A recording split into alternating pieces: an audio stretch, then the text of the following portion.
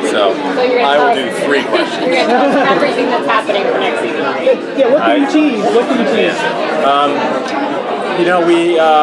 The show will be more dystopic in season 2. We intentionally tried to steer away from the traditional Blade Runner, the Road kind of level of dystopia, and Proxy Snyder was a guy who thought, well, I'll try to leave things as much the same as they were in order to give people the best experiences under this occupation.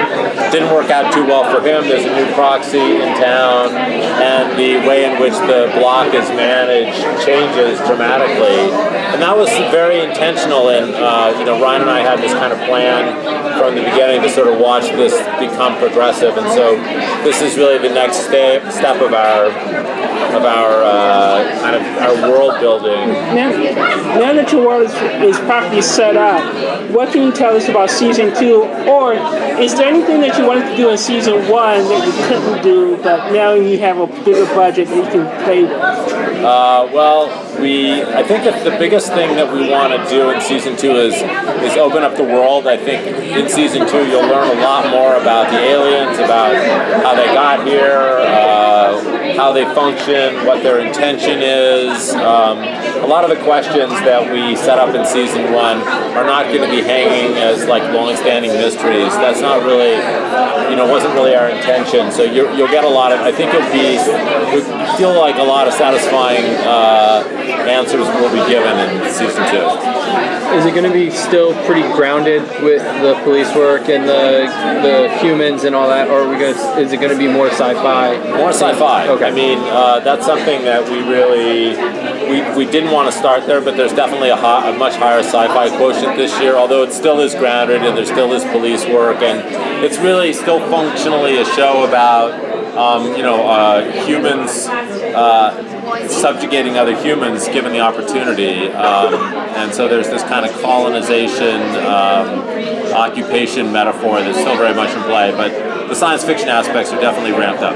What lessons do you learn, or do you take into this writer's room in a way from Lost, in terms of how quickly you unroll the mythology, in terms of balancing what you're trying to tell and the audience's appetite for more information or for a complete picture? I think that Lost was a mystery show. We kind of think of our show as like a science fiction show crossed with an espionage show crossed with a family drama. So the mysteries are not the critical functioning element of the show. So we will be answering questions probably faster than we did on Lost, because that's not ultimately,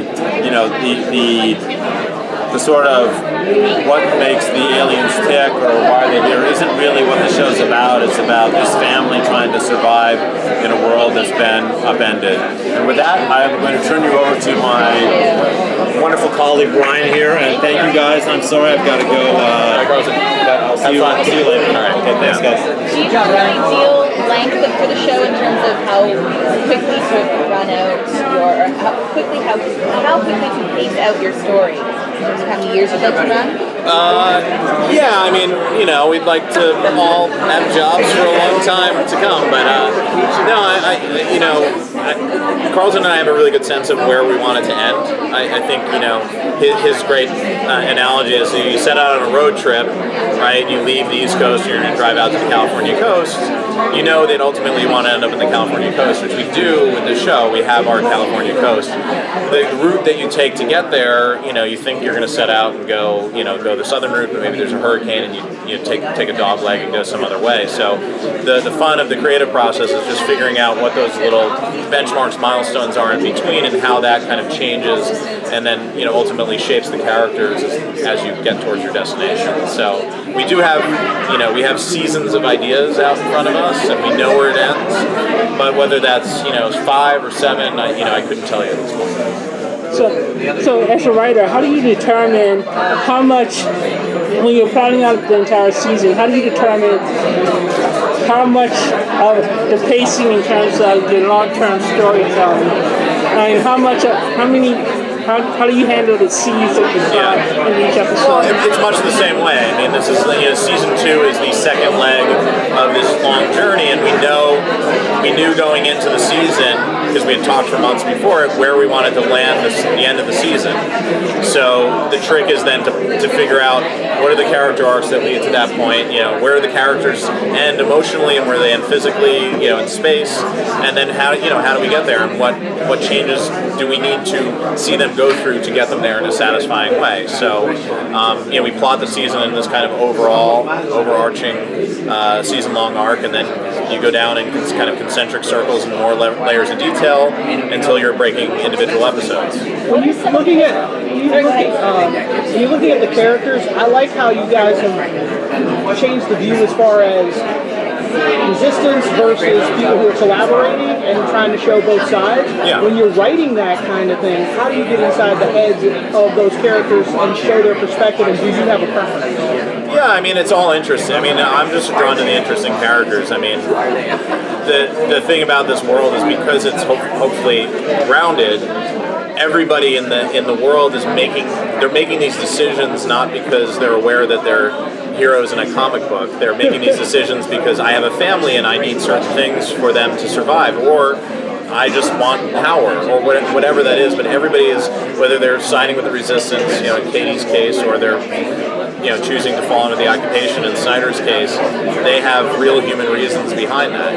Snyder was kind of disregarded in his previous life and felt like he'd never ascended to this potential that he always thought he had. So when they knocked on his door and offered him this thing, he took it with open arms and really thought that he could get in there and rule the society with a kind hand, and that didn't work out. But within all that, you see human dimension, right? It's real people making real decisions, and whether you agree with them or not, they are human decisions, and we're all flawed as people, and hopefully our characters are the same. For you, which side would you be on?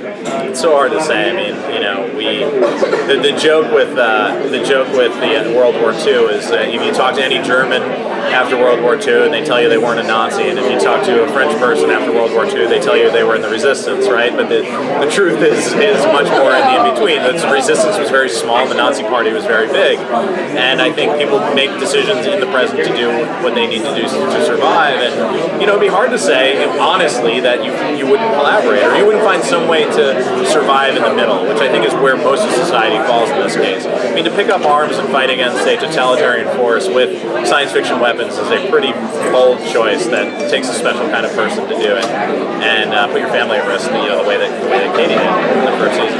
Thank you. Great.